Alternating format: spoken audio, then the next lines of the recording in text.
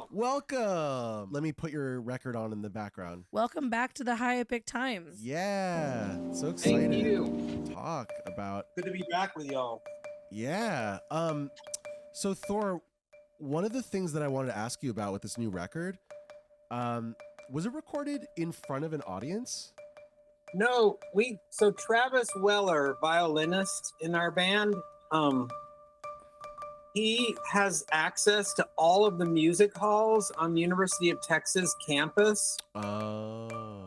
And this was recorded in I think a 300 seat theater, built in the 40s that was empty. Oh, wow. I mean, there might have been a few of our friends hanging out Right. in the auditorium, but the idea was to build a studio around the band because there were so many of us and we play enormous instruments. Rather than try to cram us into a studio, Right. just do it like they did in the olden days where they would build, these beautiful rooms and then mic them really nicely. And Yeah, I mean, it sounds very spacious and like you can hear the room in a good way. It sounds like the acoustics are beautiful. How much of what's happening is through nonverbal communication where you're just looking at each other through, and cueing each other to start certain parts and whatnot? there is a bit of that. We set up we set up sort of in a circle facing each other, usually on stage we're all facing one direction, but there is a bit of cueing going on. And this group of people, there's 12 of us, and we started playing together just out of desperation and sadness after the pandemic. Just because we didn't know if music would ever happen again. A couple of my friends asked us, who are managers and show promoters in Austin, asked us to do some shows, and I said, "Oh, is that happening again?" Sure. And then they just kept asking, and we kept doing more and more shows. And this core group of about 11 or 12 people just kept showing up, and hot bod. And we got good at playing together. So I thought, the way I work oftentimes is people send me tracks, and sometimes I never even meet them, and I do overdubs for them at home, and I like that. I like that all right. But this was not that. Yeah, I can feel that there's human communication happening in Connection. the room. Yeah, it's connected, exactly. Yeah. It's tapped in. Almost to a psychic level. Like you were saying, like y'all been playing together since COVID. Yeah, and we've been playing those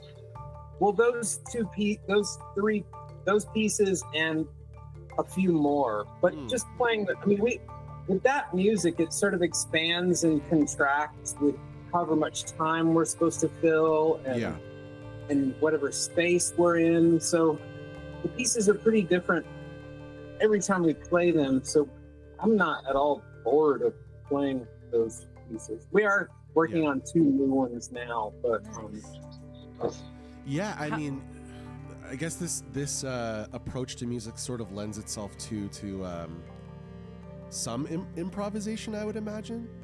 Yeah, definitely. Were you gonna say, Buttons? I was gonna say this is born out of the time of the pandemic and coming back into the world. How is coming back into the music scene and playing with people and playing live been? Have you felt the difference in the energy and in the room? I think that there is a difference between now and pre-COVID, but at first we were just so excited to see people again and to be with people again. I'm not exactly an extrovert, but extroverted introvert. And I'm exactly so, like you, Thor. That's how I Yeah, describe myself. yeah, I like to be around people, and then I need some Alone time. quiet downtime too. So I was just so happy to be around people again. I think that it's harder post COVID to tour. I'm not Totally. sure. Yeah, I'm not touring sure. seems difficult. Yeah, I'm not sure exactly why, but I think it for some reason has gotten harder. I think a out lot of there. it is the financials behind, like the overhead and how the insurance or like the liability has been, the onus of that has been tossed onto the artist. Like if anything goes wrong, now we have to pay for it instead of Live Nation or whoever. Yeah, It's late stage capitalism squeezing out the Yeah. last drops Yeah. and extracting everything they can from the artist. So unless Yeah. you have such a big, following and you're going to be able to sell out every show and book it and there's going to be so much merch sold, then there's really, you're at best, I know so many of my, friends, bands and people go out and they go out, they play the shows and they come back. Like they don't come back Right. with money, Yeah. You get paid to do the gig and that pays for doing the gig. The work is doing the work and the work is the work that needs to be done is the work. Kind of. Yeah, I'm doing a Thor and Friends tour.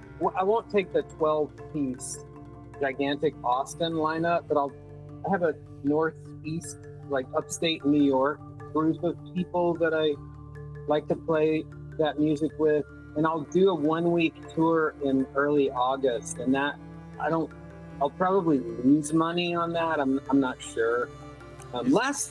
We did that last year, and I didn't really lose money. I was able to pay everyone a pittance and break even. But it's The people you play with in upstate New York, is that the Weird Weeds people? no, I love those guys. I actually asked Nick Hennies. Nick Hennies. That's what I Or was thinking. Sarah Hennies, And rather. Sarah, right. Yeah, Nick and Sarah. Sarah, but I don't think that's going to happen. I play up there with Sarah Gauthier, Okay. and she lives in a funny little town called Cambridge, New York. That's Oh, it's barely a town. It's up near Vermont. Do they make mean Italian sandwiches in an Italian bodega of some sort? I don't think so. Oh, okay. Yeah. She No, that's awesome. I actually, to what you were saying, Thor, I'm going to go on my first tour with a band for the first time in like 3 years, it feels like. good. On drums, like as a drummer, as a rock drummer. I'm being Oh, that's fun. like contracted to do it. And What's the band? The band's called Drag with 2 A's in the middle. It's like Smashing Pumpkins, My Bloody Valentine, Radiohead, kind of 90s rock style. Huh? Where do they live? It's in LA. It's in Los Angeles. LA. Yeah. We practice in Silmar.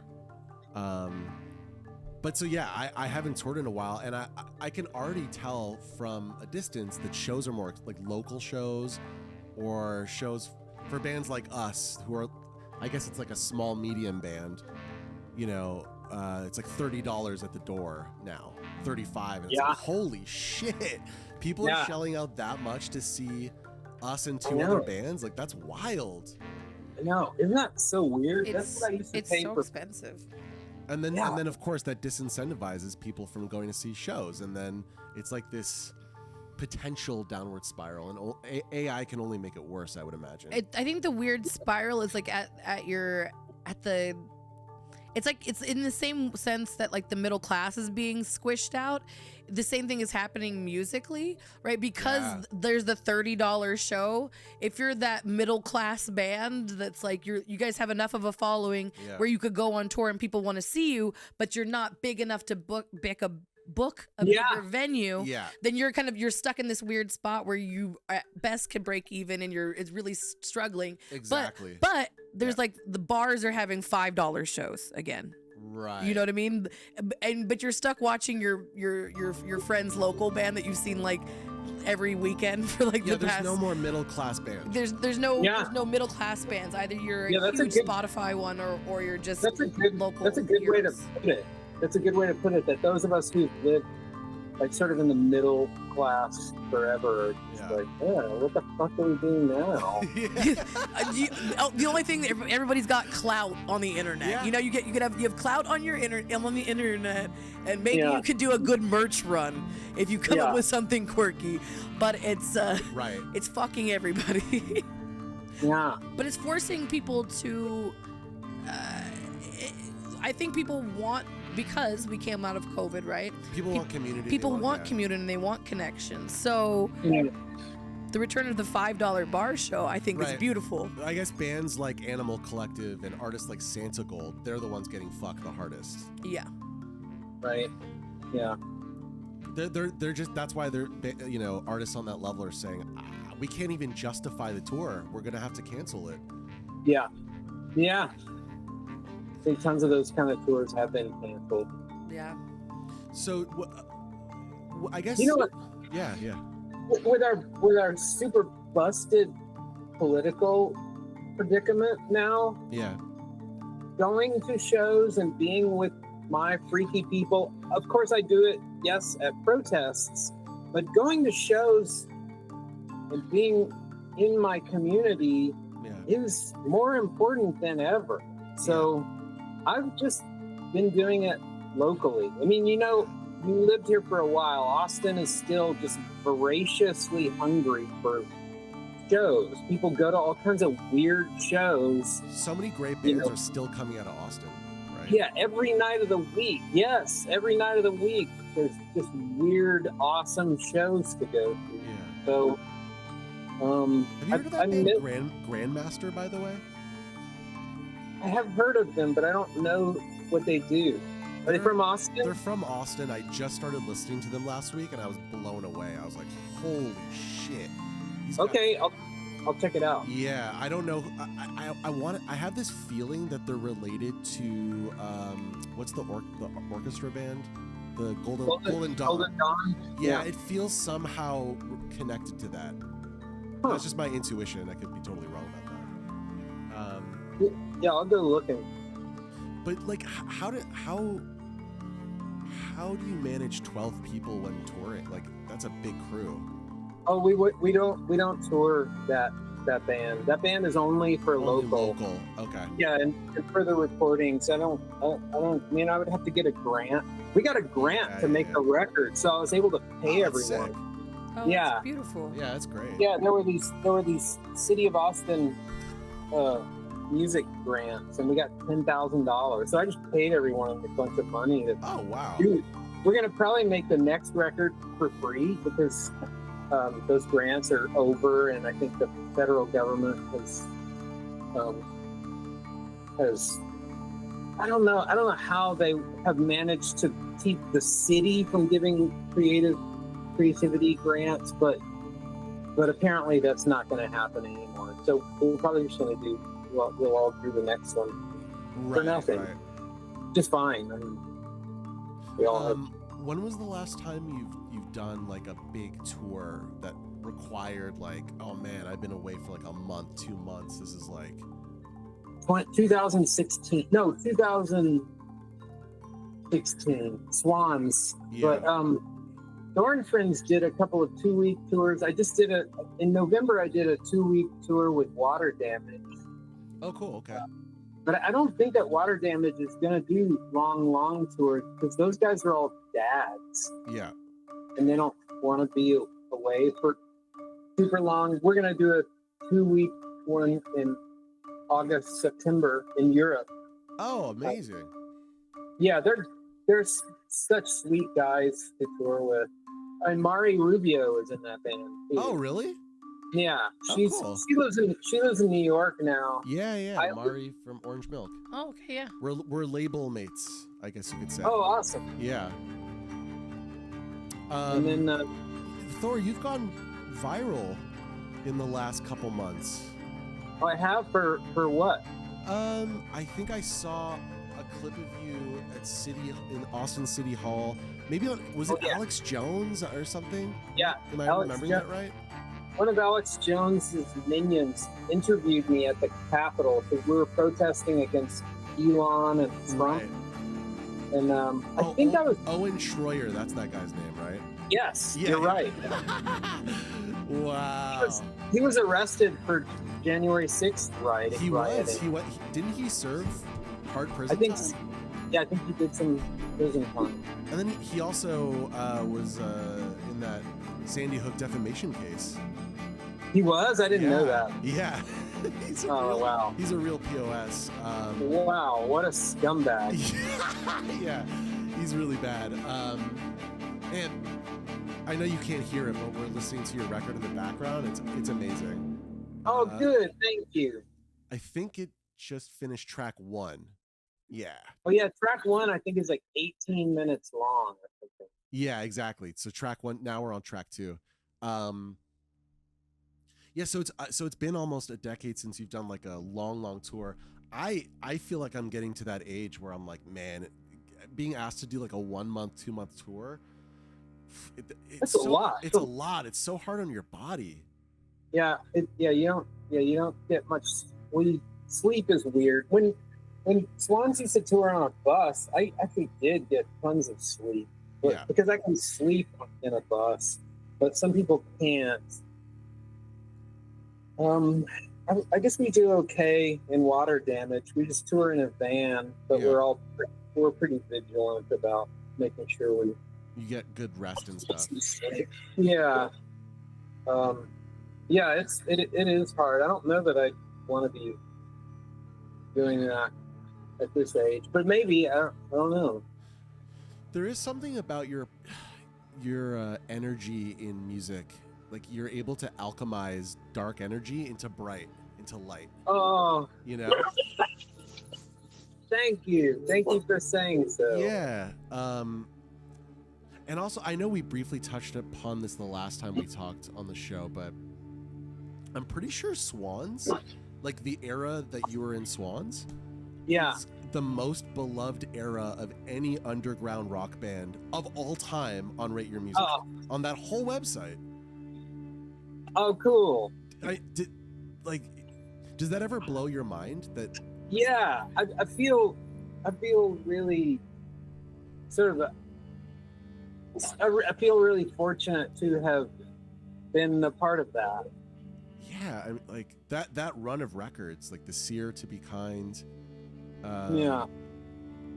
Those records they're just like so pummeling in the best way, so intense. Yeah, and I love Glowing those. Man, love that one. That was the last one you were on, I think. Is that right, Glowing Man? I think so. I think there was 4 comeback records, starting with My Father Will Guide Me, Up a Rope to the Sky, To Be Kind, The Seer, and Glowing Man.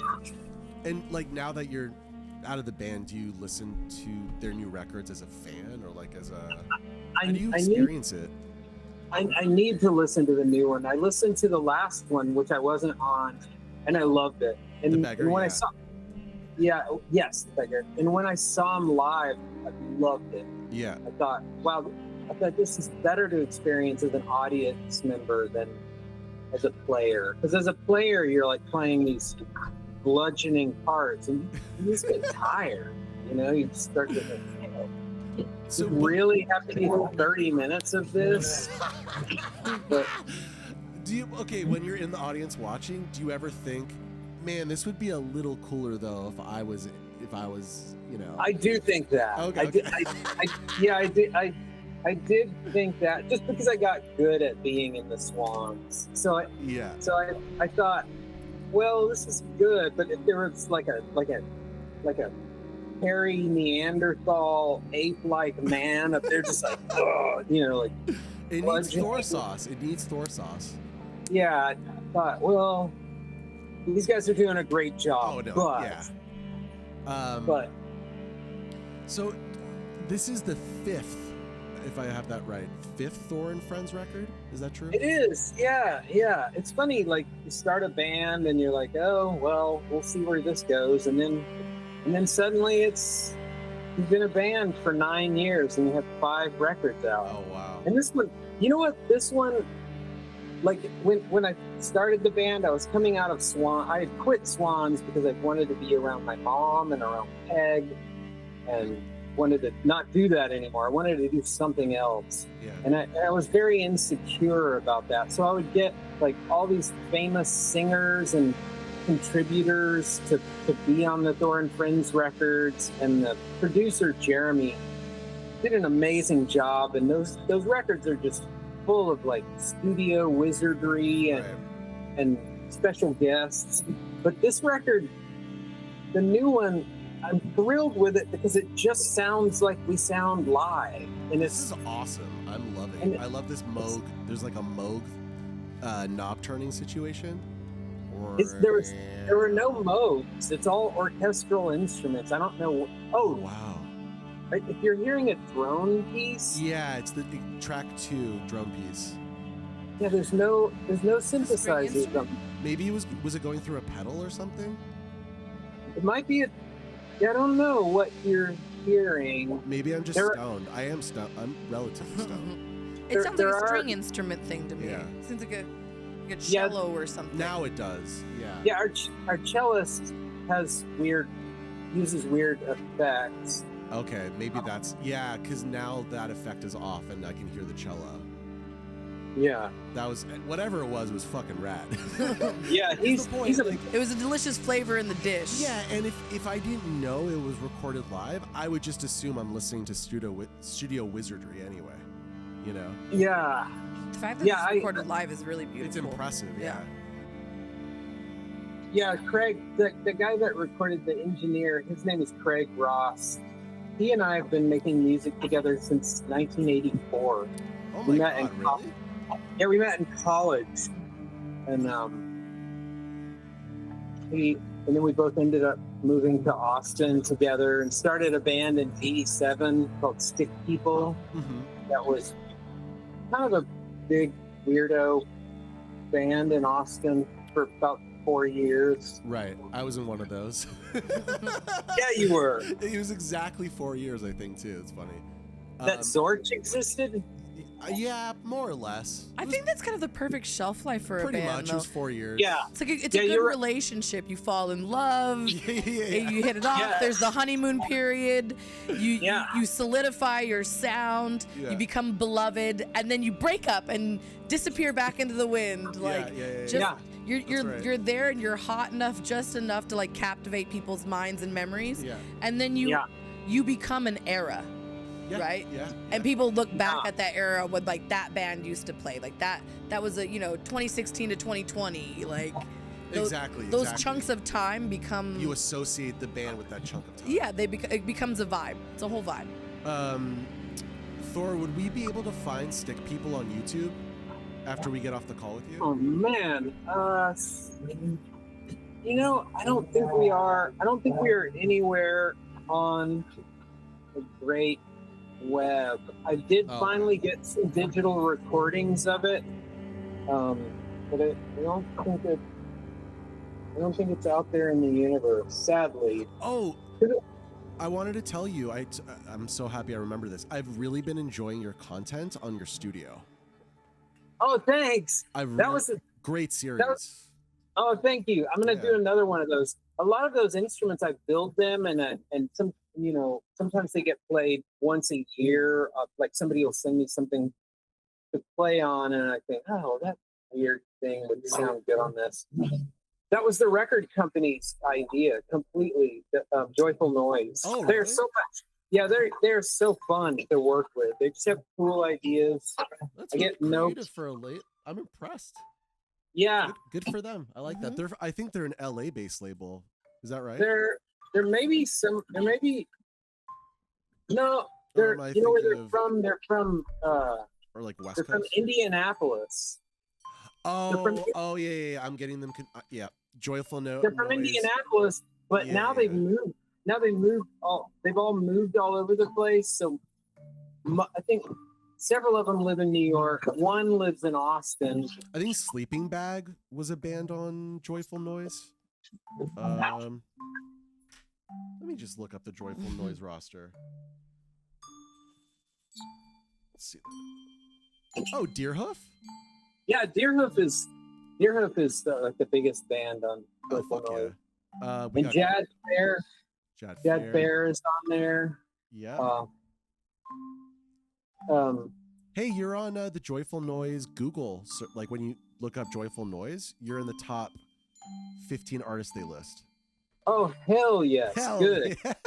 We got Chris Dolly is that Queen Parton. Latifah? Did it say Queen Latifah on there? Yes, it does. It says Queen Latifah. That is it. I'm very okay. This is. I wonder if they put out something. You know who else? Who else is on there? Is Swamp Dogg. Oh, really? Yeah, Swamp Dogg puts out stuff on Joyful Noise. Phenome that they used to be called Ohm. Oh, yeah, I know. Oh, yeah, I remember Ohm. Yeah, they're kind of a prog rock band too. Amazing lady singers who are also just fantastic instrumentalists. Yeah. They're from around, I think they live in Chicago. Have you played Indianapolis before? Yeah, no one comes. It's one of those cities where you're like, oh, what a cute town. What beautiful infrastructure y'all have here. Brick homes, and you have a little downtown, and it's so cute and quaint, but they just don't have, there's no interest in. Does everyone look like Mike Pence in Indianapolis? Not everyone. Not everyone. Not everyone, yeah. But like 60%. They do look like they're related. Yeah. That guy, if that guy could become the governor, it's not going that well in the state. Yeah, it's a worrisome situation for sure. Yeah. Have you ever considered moving to Canada? Is that ever real? I think about that often, especially since the election, but I think it's pretty hard to do. Yeah, and it is. And like you and I talked about, probably in person, but maybe on our last episode. Yeah, I really have community here in Austin. Yeah, and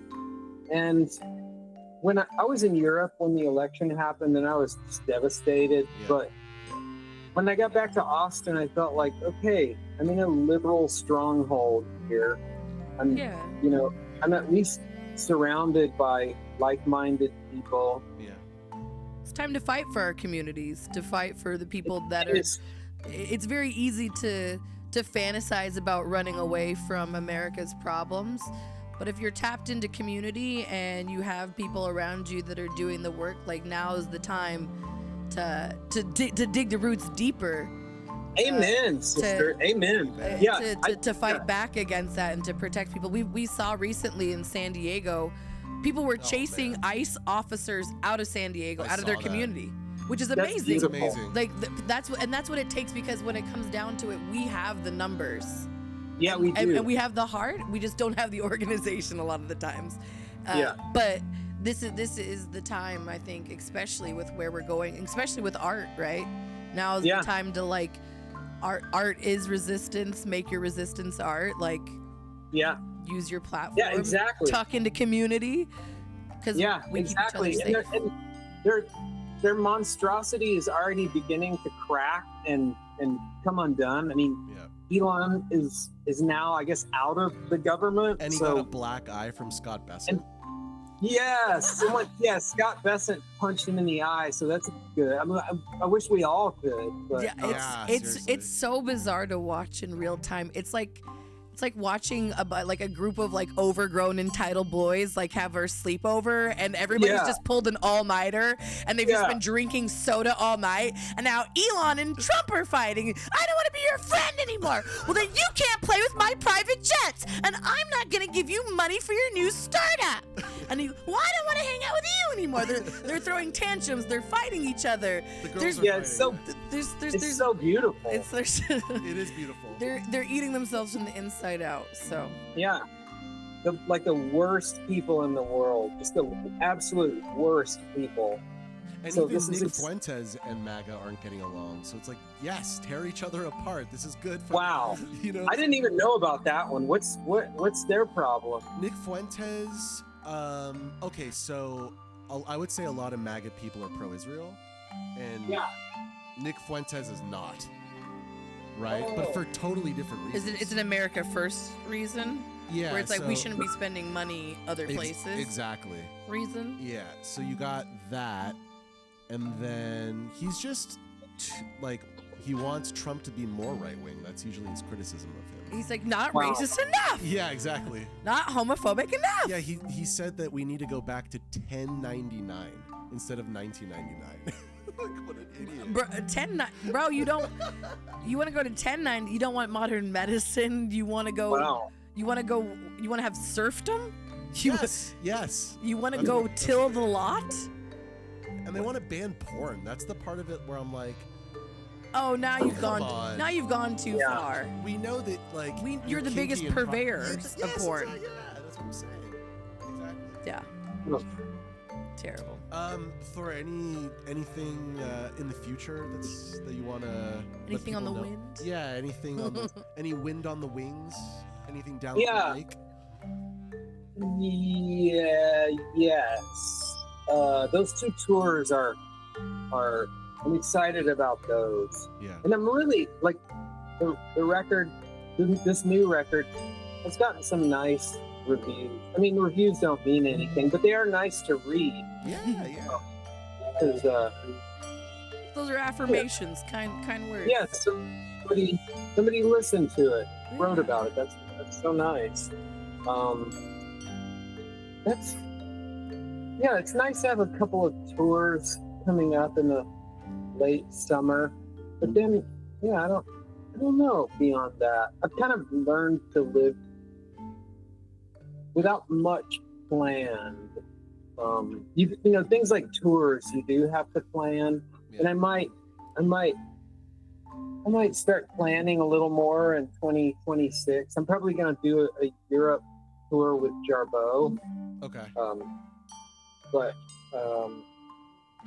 And that band Water Damage has been getting a lot of props, so we'll probably do some touring in 2026. But it's all like a reasonable amount of touring. Yeah, nothing that. Yeah. Once Not- it's been not like yet. 5 or 6 weeks, then it's like unreasonable. Yeah. Even Swans, we did maybe 4. We did mostly 3-week, 4-week runs, and then I'd be home for a couple of weeks. Yeah, that whole era, it was like a year and a half of touring, even though you got like a couple months off between them, right? Yeah, we did that It's heavy. on and off for 5 years, from 2010 to 2016. Do you know what I find fascinating about Swans versus like a band like Tears for Fears is they came out the same year. And Oh yeah. right? Like look Yeah. at their not only commercial peaks but like artistic peaks. Like now Tears for Fears is like, I don't know if you've heard any of their new music, but it's not very good. Oh, I should check it out because I do love those first 2 records. Yeah, the first 2-3 records are great, but like, you know, their new stuff is like whatever. Whereas like Swans, it seems like they're still peak. It's like it's kind of crazy. Yeah. You can't even believe it. There's still juice in the tank. Yeah, There's still it's water in the well. Yeah, Michael he's an amazing human being. He's an amazing, inspiring friend. And I love spending time with him now that he's not my boss. It's just Right. easier and more fun. And Do you guys just chill, smoke weed? what? Do you guys chill and smoke weed, or Neither of us smoke or weed. ayahuasca perhaps? It doesn't work on either of us. Thor, but- are you still vegan? Am I remembering that right? Almost. Okay. That takes discipline. Yeah. I think we've reached the end of the album. We did it. Whoa, all right. It was so pretty. Thank you. I was listening to it for the first time. This was your first reaction? This is my first live reaction to it, and it was such a vibe. Yeah. Oh, great. Thank you. So when we did those recordings, there's more material that didn't make it onto this record, but there's not enough for a second record. Yeah. So that warrants another recording session. So I am looking forward to that. And we might just set up and do it in the same auditorium. That's awesome. So you might have a second record maybe out this year. It won't come out this year. The way Joyful Noise does it, optimistic. like if I start talking about it, they'll say, okay, when could you have us some masters? Right. It'll be a while. Do you do runs of vinyl for any of these records? Or is it just... Yeah, there's vinyl. This one's out on vinyl. Okay, cool. I'm gonna see if I can buy one of those. Is it like a run of 300, 500? What do they usually do? I think it's 1,000. Oh shit. Okay. Fuck yeah. Yeah, they're out there. Well, there's a bunch of them in my house right now. Yeah. Come over, I'll give you one. Whoa, if you insist, I would love one. I wish you good luck selling 1,000 of those. I hope Thanks. you do. I feel like records and vinyl is making a big comeback. Where I think 500 of them. I think more than 500 of them are already sold. Oh, beautiful. So yeah, I don't know. I think we'll get rid of them. Yeah, you'll clear it. Oh yeah. I'll take some on that. I've never been able to sell more than 500 of any record.